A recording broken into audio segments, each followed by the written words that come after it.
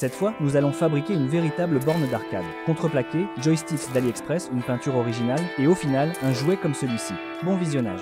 Nous avons décidé de fabriquer le boîtier de la borne en contreplaqué. C'est une excellente option, un matériau solide, fiable et durable. Je recommande. Un modèle a été préalablement conçu. Nous nous sommes basés sur les dimensions des bornes originales. Donc le fichier est prêt. Nous pouvons maintenant découper le contreplaqué. De plus, en plus de la découpe, nous réalisons de petites rainures dans lesquelles le contreplaqué viendra s'insérer parfaitement lors de l'assemblage.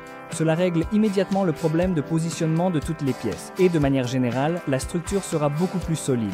Au final, une fois que toutes les pièces du puzzle seront assemblées et connectées, nous obtiendrons une véritable borne d'arcade. Tous les éléments seront assemblés avec une vis en biais. À cette fin, comme le veut la tradition, nous utilisons l'outil de Keyrig.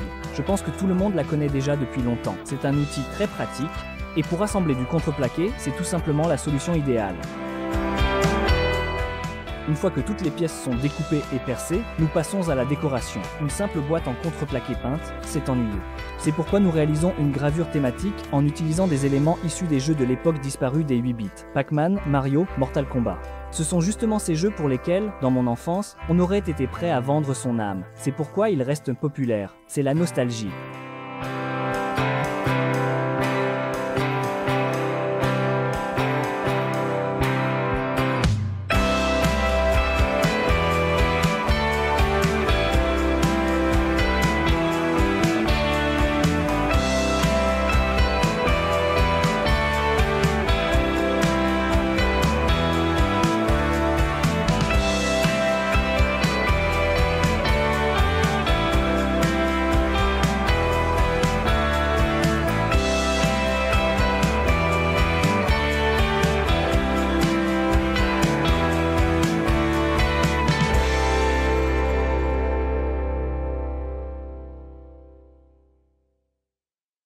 L'étape suivante, c'est l'assemblage. Ici, tout est simple, à condition que tout ait été découpé et percé correctement dès le départ. De la colle, quelques serre-joints, des vis Craig et 1 heure de travail.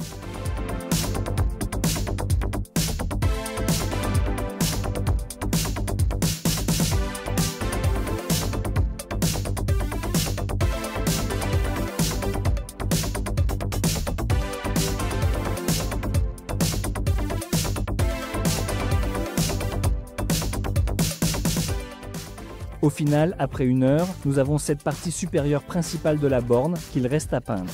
On commence par appliquer une couche d'apprêt. C'est un apprêt épais qui comble les pores. Je l'utilise justement pour éliminer la texture du bois et ne laisser que la gravure.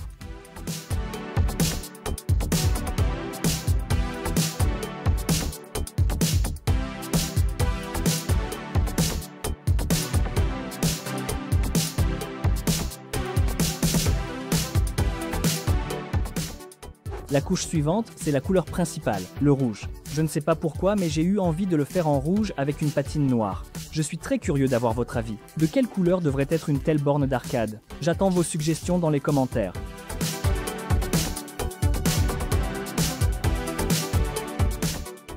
Une fois la couche rouge sèche, je l'enduis d'un vernis protecteur transparent afin de pouvoir travailler tranquillement avec la patine suivante sans risquer d'effacer la couche rouge jusqu'à l'après.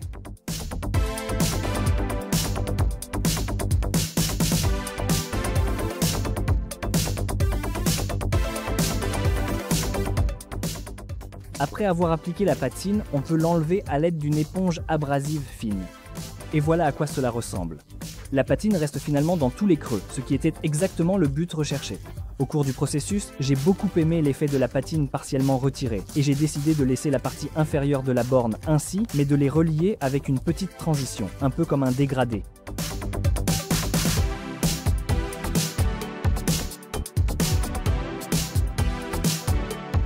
Cet exemplaire précis restera dans mon atelier. C'est pourquoi nous avons créé notre propre logo. Passons donc à la partie la plus intéressante, l'assemblage de tous les composants. Tous ces boutons et leviers de commande ont été commandés sur AliExpress.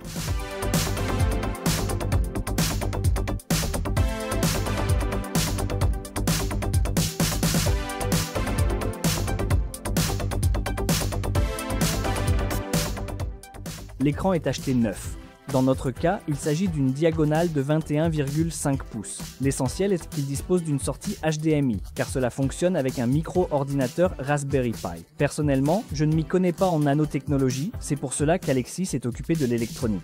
En fait, il est spécialisé dans le développement d'appareils et stands basés sur des microcontrôleurs et systèmes analogiques.